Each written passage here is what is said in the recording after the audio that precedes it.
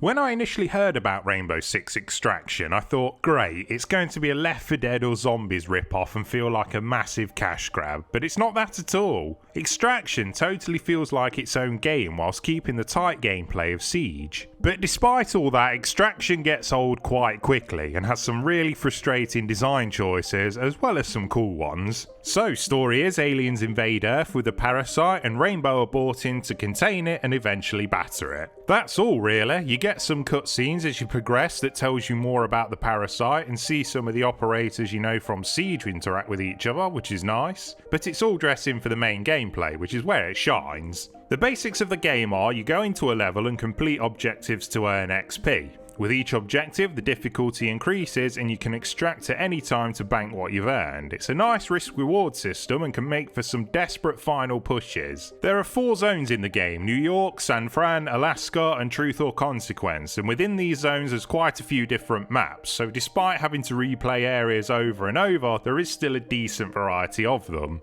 To progress through the game, you need to level up your operators and complete studies. These give you objectives like ping nests, stealth kill certain enemies, and they rank up your overall rank, which progresses the story and unlocks new zones. I've got to a point in the game now though where the studies are starting to be a bit obnoxious, like stealth killing certain enemies that aren't spawning for a few rounds or just not working when I complete the objective. Each operator is unique and has useful skills to help out the team, and none of them felt useless to me, and I like the system where if your operator is low on health when you extract they get injured, so you have to wait for them to rest up. It's nice because it encourages you to use different characters, and you never know, you might find your new favourite. If your whole team get taken down, you have to go in and rescue your operator on another run, and if you balls that up, they will still return to your roster but with XP being taken off. It's a challenging and punishing game, but not to the point of taking the mick. It makes you play a lot more carefully and adds a lot of tension. And the gameplay does really require teamwork. Enemies can mess you up pretty quick, and stealthing it up for as long as you can is the way to go. Obviously the gameplay elements from Siege are still rock solid, the shooting feels great and using barricades and reinforcements are really useful at points, so none of that has been wasted. You can unlock tons of cosmetic items as well as new weapons and gear for your operators. Obviously there is a store to buy more cosmetics, which is fecal, but at least there is loads to unlock and progress towards through playing. One thing that really annoyed me about the gameplay though is there is this alien jizz all over the floors that slow your movement down, and there is so much of it. Yes, you can clear it by shooting at it, but then you end up shooting the floor more than you do enemies, and it isn't fun. Remember that god-awful Alone in the Dark reboot where you used a flashlight to get rid of goopy floors? Well, relive those memories in this. And when you kill some enemies, they spawn more of it, so yeah, less of the cum please. And the gameplay itself does get samey pretty quick. Even though there is a decent variety in the levels and operators, objective-wise you're doing the same things over and over.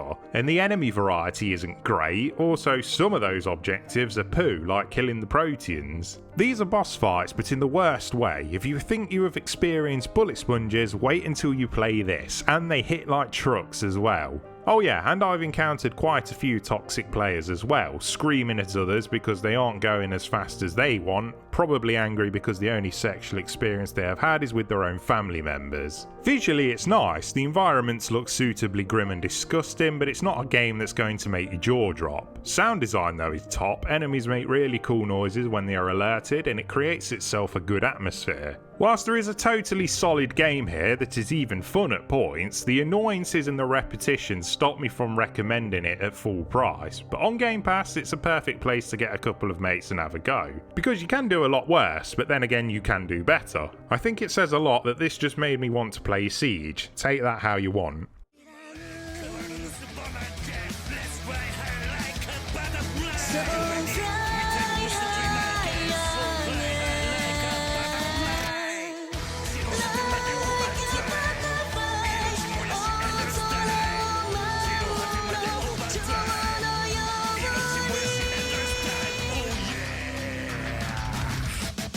Fly like a beautiful butterfly. Fly like a beautiful butterfly.